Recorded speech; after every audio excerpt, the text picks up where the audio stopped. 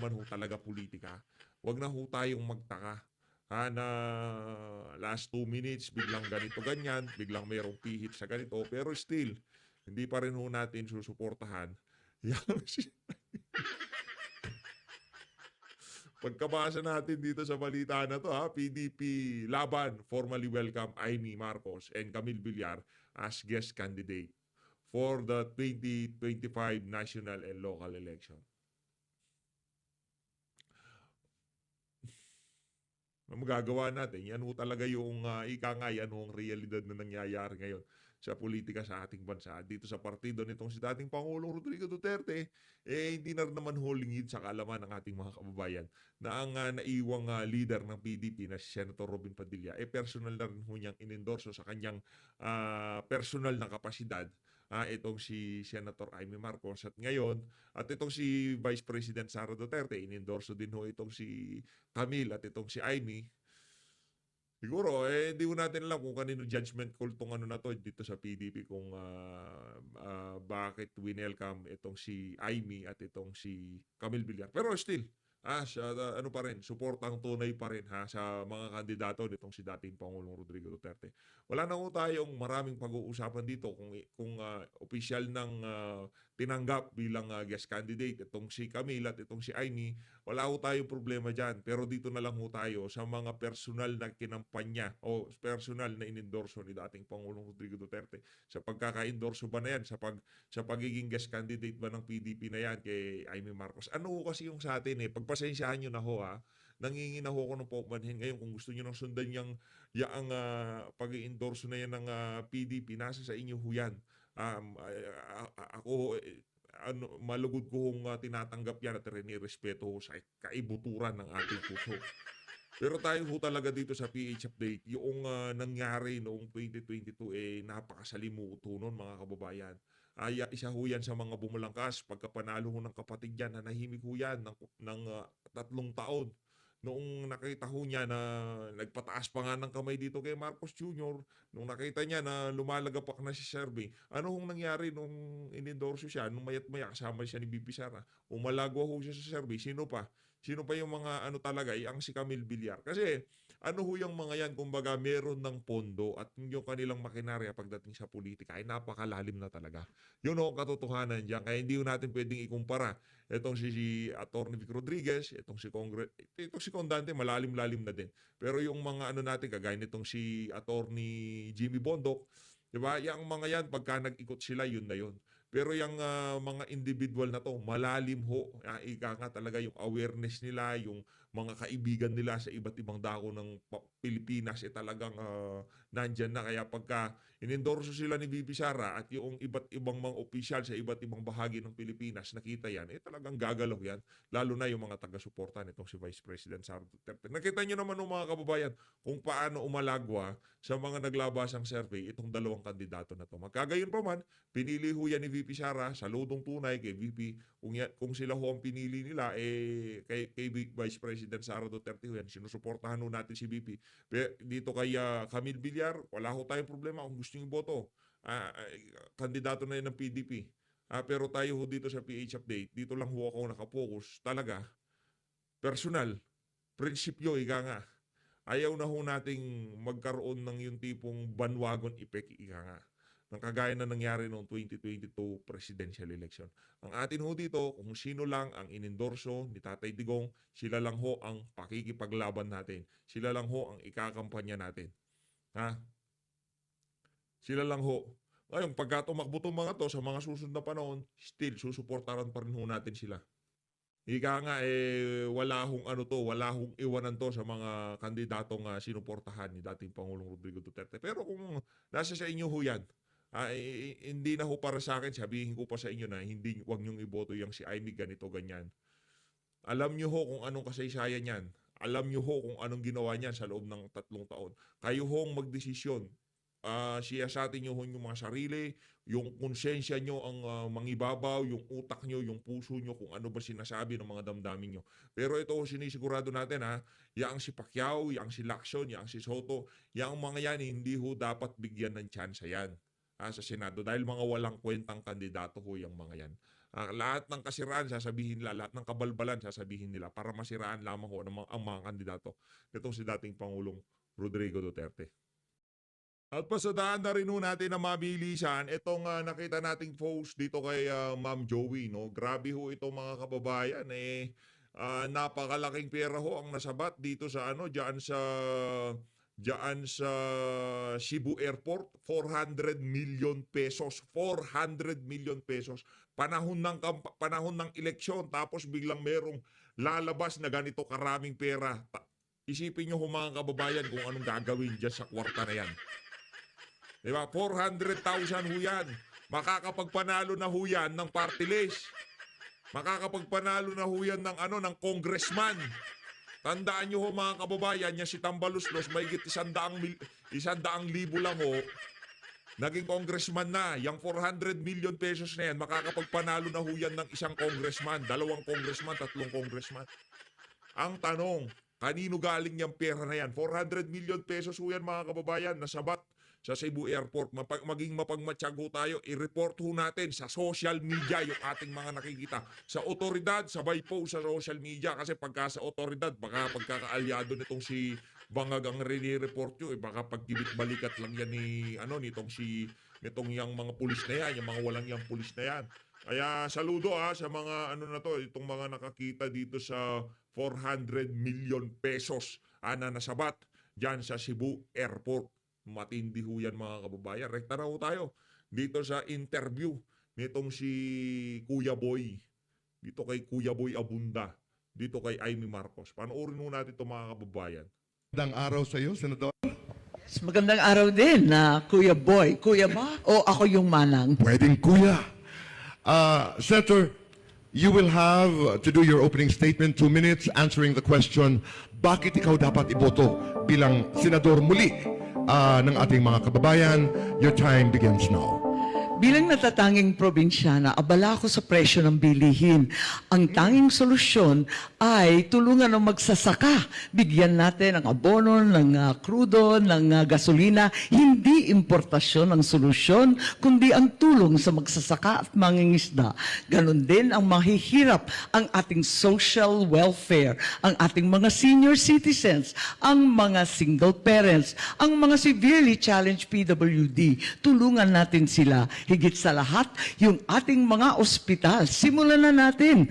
Yung nanay ko nagpatayo ng Philippine Heart Center, Kidney, Lung Center, Children's Center. Panahon na ikalat ito sa lahat ng sulok ng ating kapulungan para hindi na kailangan isugod sa Maynila pa. Higit sa lahat, talaga naman may track record na rin tayo. Kaya't subukan natin kung mahirap mabuhay, mahirap din magkasakit, mas lalong mahirap mamatay. Libreng libing para sa ating mga kababayan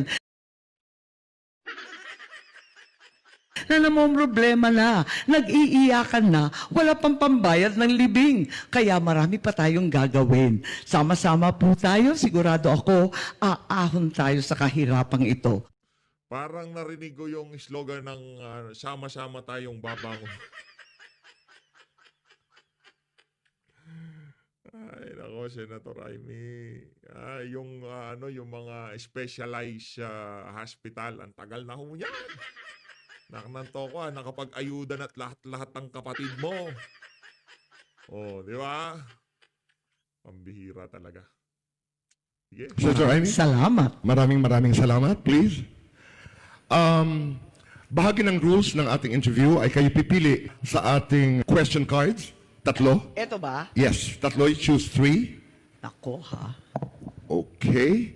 3. At, Ayan. And Okay. then, itatanong mo sa you akin. will have to choose 2 panelists. Ay, ganun.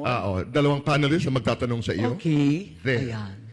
Maraming salamat, Senador. May mas Tatanong yun sa alin na to kung isisaoli ba ng pamilya nila yung ari-arian na pinapasaoli sa kanila diyan sa Ilocos Norte. Isang lugar nga kasi yun. Paway, Ilocos Norte, yung sinasabi ng Korte Suprema na nakaw na yaman daw yun. Tarungin nyo yun. malupit ba at may mas mabait ba? Ganun ba yun? Ang mga panelists na iyong napili ay si Robin, isang estudyante mula sa Adamson University. Ayan. Good afternoon po, Senator. Good afternoon din. Kumusta Okay. kayo?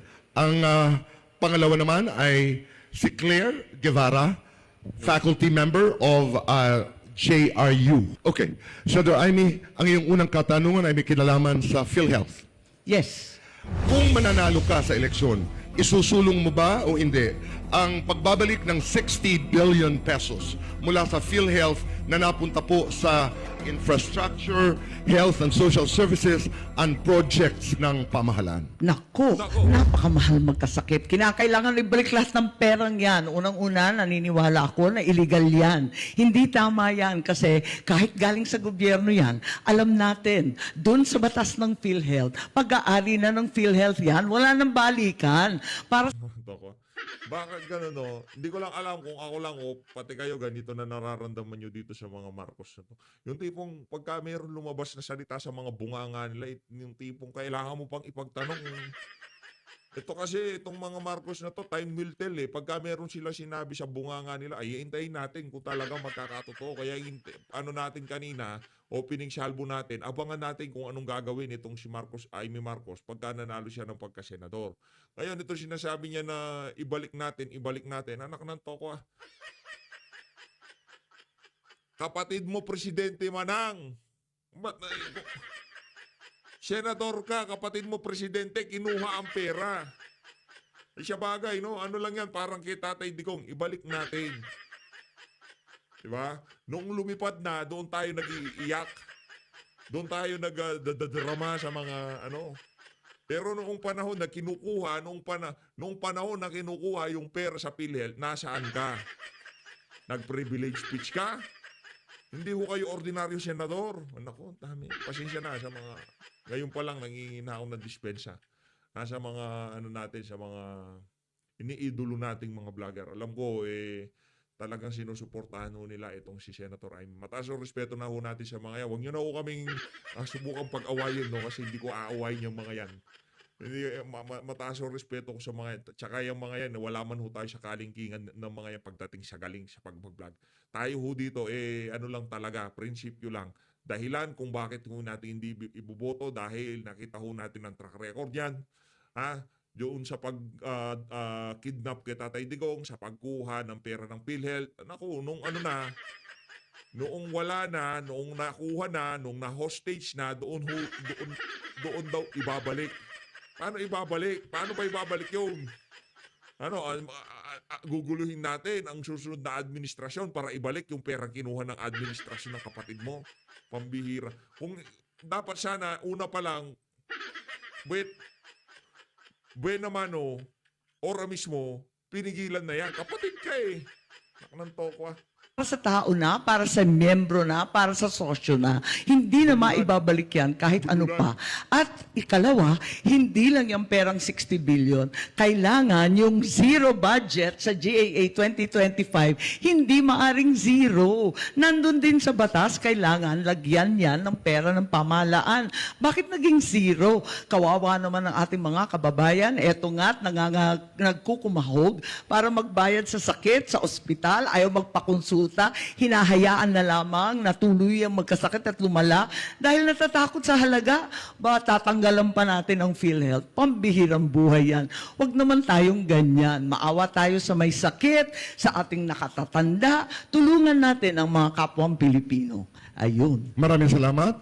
Follow-up question, Claire? Go ahead. Paano nyo po may sisigurado na hindi na po muling mangyayari ang ganitong kaganapan na mapupunta ang isang budget na hindi health-related? Katulad nga po na napunta ang budget sa Sa infrastructure. ngayon, No. Huwag kang madam ha, huwag kang bida-bida ha. Baka magalit sa'yo si Auntie Claire. Ang infrastructure, yung karsada, para yan sa health. Hindi makakadaan ang ambulansya. Madam, saan ba kayo nag-aral? Saan ba kayo nanggaling na planeta? Hindi nyo ba narinig ang mga explanation nitong si Yusek Claire Castro? Ang mga karsada, para yan sa healthcare, para yan sa kalusugan. ay, sa ngayon, Claire, ang nangyari, nakateng Claire na yung nagpaliwanag, Claire pa ang magtatanong. hanggang ngayon sa Korte Suprema. At hinihiring ng Korte Suprema kung legal ba yan o hindi. Sa pakiwari ko, ang daldal ko, pero sa totoo lang, para sa akin, talagang hindi yan tama. Tignan natin kung ano ang kalalabas ng kaso sa Korte Suprema. Ipinagdadasal ko na hindi papayag yung Korte dahil talagang kinakailangan ng ating taong bayan lahat yan. At lahat talaga nagninikluhod para bayaran yung chemo, yung dialysis, hindi talaga kayanin. Okay, Robin? Magandang hapon po, Senator. Tanong ko lamang po bilang estudyante, kaugnay din po sa kalusugan, malaki po ang risk namin na magkasakit. At ang Universal Act po natin is 50% po daw dapat ang binibigay ng PhilHealth sa mga mamamayang Pilipino pagdating sa ospital. Ang tanong ko po open po ba kayo kung sakaling maluklok po ulit kayong senador na buksan ng diskusyon na kung tama po ba talaga ang nabibigay ng gobyerno pagdating sa mga mamamayang Pilipino pagdating sa kalusugan? Well, kinakailangan. Ako'y naniniwala sa transparency, hindi lamang sa budget ng PhilHealth, kundi sa lahat ng budget. Pinagpipilitan ko nga na yung mga ayuda na yan, pwede ba tignan natin yung listahan? I-publicize yung listahan, ipakita na sa ating webpage para makita natin, yan ba talaga ang may sakit? Yan ba talaga ang nangangailangan? Mga magsasaka ba yan na talagang marginal farmers na tinatawag? Para makita natin, higit sa lahat, alamin din natin magkano ba binibigay sa mga yan. Final follow-up? Kayo po ba ay pabor na ang medical assistance to indigenous people ay idediretso na sa mga hospital at hindi na po sa mga politiko ibibigay? Ako naniniwala na hindi lang medical assistance, kundi tulong talaga sa ospital. Sabihin na natin ang totoo, ang tawag nila sa ating mga public hospital, Mona Lisa Hospital. They just lie there and they die there. Kawawa naman, wag naman ganon. I-level up na natin ang ating mga ospital. At sabi nga ng nanay ko, kinakailangan na magkaroon ng mga regional specialty hospitals, katulad ng Philippine Heart Center, Kidney, Lung, and Children's Center. Sana mailagay na yan sa iba't ibang rehiyon para hindi na isusugod dito sa Maynila ang layo-layo sa amin, sa Leyte. Nako, hindi yan prioridad, madam. Hindi yan ang prioridad. Anak ng tokwa. Ay, yan ang problema sa atin eh. Pag panahon ng kampanya, pangako ng pangako kung ano-ano mga kabalbalan eh. Diba? Kaya tayo dito sa PH Update, gusto ko natin sububok ng bago. Ayaw na ho natin kay Soto, kay Lacson.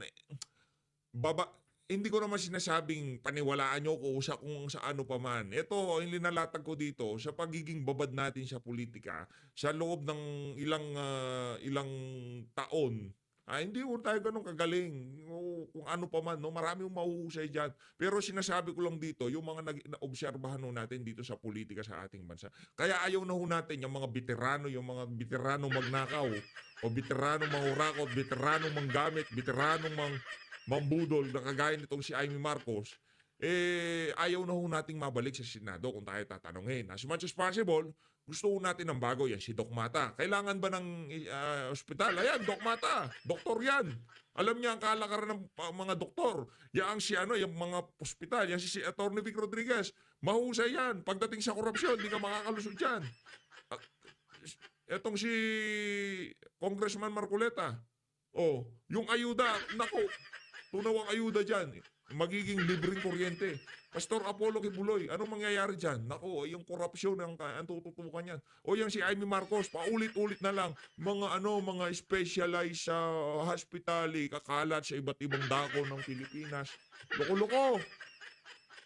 Naging presidente, naging senator na kayong magkapatid at lahat-lahat, hindi nyo pa nagawa ang mga sinasabi nyo na yan. Pangilang termino mo na yan, madang. Kapatid mo naging senador na din. Kung talagang goal nyo yan, noon pa man ginawa nyo na. Presidente na kapatid mo. Yung sinasabi nyong legasiya ng ina nyo na gusto nyong ulitin at ibigay sa bayan ng Pilipino, yung ginhawa ng mga specialized hospital sa iba't ibang dako ng Pilipinas. Budulan, gamitan, panluloko. Anak ng tokwa, wag ganon. Yung hindi lang ho gamitan na nangyayari, lokohan at budulan eh. Again, respeto ko ang naging desisyon ng kung sino man ang nagsali dito kay Sen Aimee at dito kay Congressman Camille Villar. Kung gusto nyo suportahan dito sa PHP, nasa sa inyo ho yan. Wala ho tayong problema dyan. Pero sinasabi ho natin dito, mag-isip-isip ho kayo. Dahil pagkayang dalawa na yan na isama, ang tsansa nitong si Jimmy Bondoc numinipis.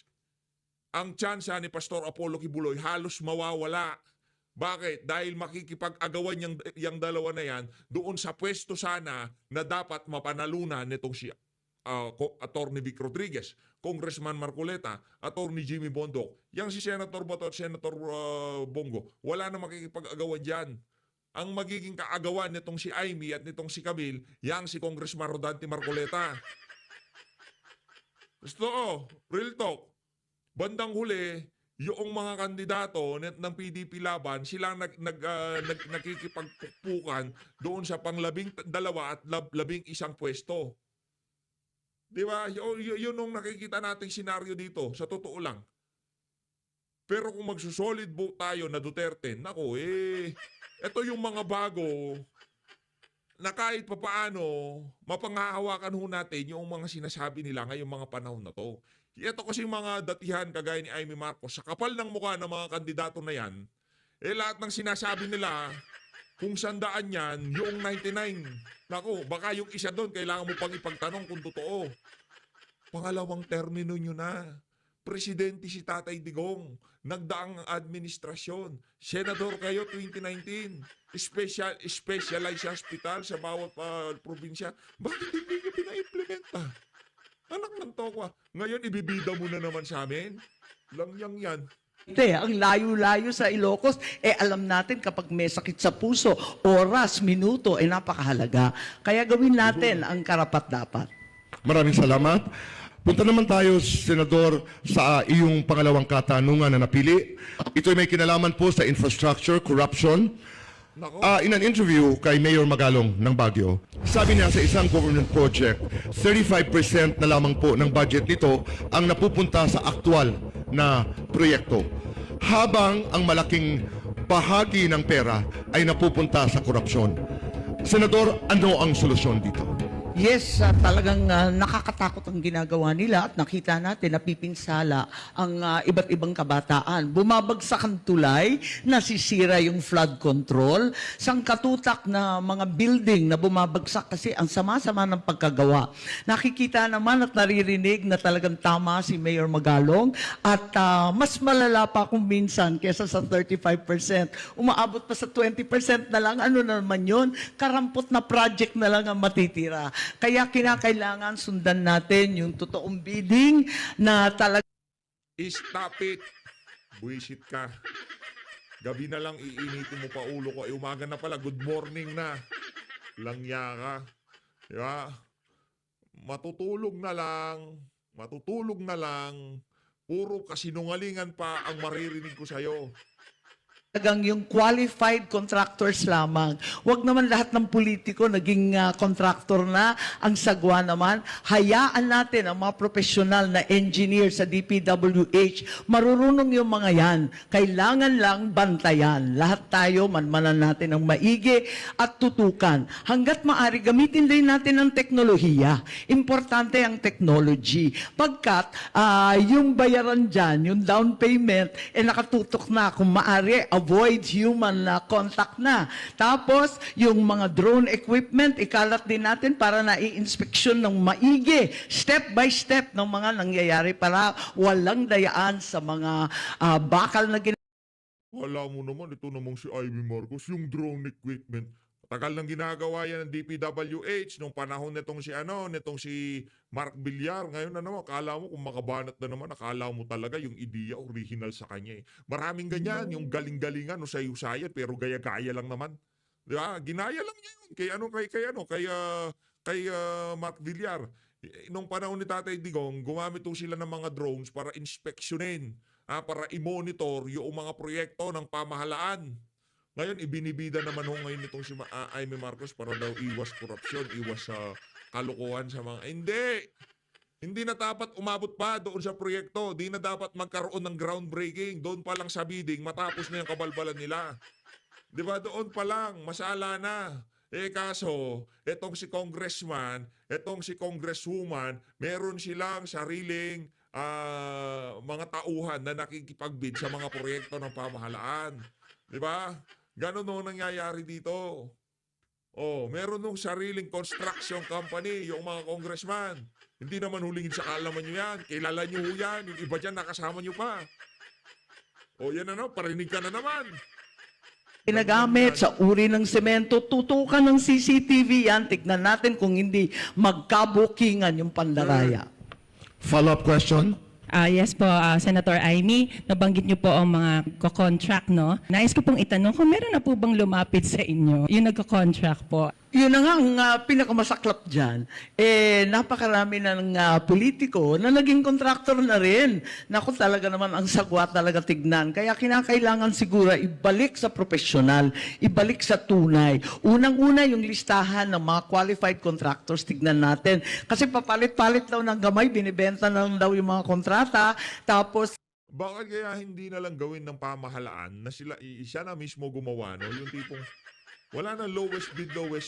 Bili ng maraming equipment ang pamahalaan. Bili ng kung ano yung mga kailangang mga kagamitan para makapag-build ng tulay. Yung atin na. Hindi natin kailangan ng tulong nito mga walang yung buhaya na to. Yung mga pinag-aral nating mga engineer, architect, sila yung tatrabaho, di ba?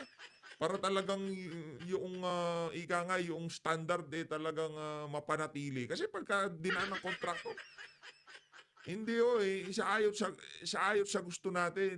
Magtatapyas sila ng pwedeng tapyasin para kumita, para makatipid. At talagang kukunin nila ang proyekto na kahit alam nila na kulang yung pondo, pero kumbaga tatapyasan na lang nila para makuha lang nila yung proyekto na yan. sa yung nakakadali, ibebenta sa totoong kontraktor, ang sagwa talaga noon at nauubos yung pera. Babayaran ng percent, nababalitaan ko pa, may 30% unang hulugan, tapos meron na naman 10% sa kanino, iba pang opisyal, meron na naman percent yung DPWH, meron na naman percent sa lokal. Ano na lang natitira sa project na yan? Halimbawa, kung tulay yan, nako, babagsak. Maraming salamat, Senador. Robin? Gusto ko lamang din po itanong, bilang normal na mamamayan ng Pilipinas, kapag meron pong mga nakikita po kami bilang estudyante rin na hindi na po tama at nagiging corrupt na ho, paano nyo po masisigurado yung safety naming mga estudyante o ng mga mamamayang Pilipino kapag nagsumbong po kami sa gobyerno ng mga anomalyang nakikita po namin? Yes, Anong sumbong-sumbong? Walang sumbong-sumbong. Walang hindi uso sumbong-sumbong. Ang gagawin lang ni Amy Marcos pag nagsumbong kayo sa kanya, pagka naupo na yan, magpaparinig yan. Paparinggan niya si Romel Marbil, paparinggan niya yan si Nicolas Torre. Ano sumbong-sumbong, Brad? Sumbong-sumbong. kinakailangan talaga ma-involve kayo. Kaya nagpapasalamat ako sa totoo lang sa social media. Sa kabila ng pagbabati ko, sa kabila ng mga fake news, marami pa rin tayong nadadaling tama. Kasi napapag-usapan ng maigi na ere ng kabataan at ng mamamayan ang kanilang daing. Nalalaman rin namin, kumbaga, gawing virtuous circle, ika nga, yung vicious cycle, na kung ano-ano ang nangyayari, ngayon, may feedback loop na kami. Alam na namin. Mismo ako, kung minsan may project ka o di kaya initiated ng iyong opisina, katulad ng Young Farmers Challenge, yung pala, yung mga batang magsasaka, hindi naman nabibigyan ng tulong. Yung pala, yung sinabing ibibigay, hindi pala na-deliver. Maganda yon. Final follow-up? Follow up ko lang. Wala nang follow-up. Dito na una tatapusin ang ating reaction video. Nitong si Amy Marcos, puro na naman kasinungalingan ng mga tinutura niya dito sa video na to. So always, maraming salamat sa pagsuporta sa PH Update. Ang sigurado natin dito, marami hong gumagapang ngayong gabi, ngayong madaling araw para mamili ng boto. Talagang ibang klase ho. Ibig sabihin, ang ginagawa nila na yan na pamimili ng boto, maliwanag ho sa kanilang mga kaisipan na ang panahon na to, panahon ni Marcos Jr., ito yung perfect time para magnakaw sa pamahalaan. Kaya kahit 100 milyon pa ang ating pakawalan, sigurado mababawi natin yan. Mindset ng mga kandidato sa politika na kagaya nito si Amy Marcos. At saka meron na tayong dyan kay Amy Marcos, pagbumuka pa lang, di ba? Teka lang ha. Huling banat ko na to sa'yo, Amy, bago mag-eleksyon. Yang mukhang yan, sabihin ko sa inyo, hindi naman sa pag-aano, mukha pa lang ho, napakataray na ng ali na yan. Langyang yan, di ba?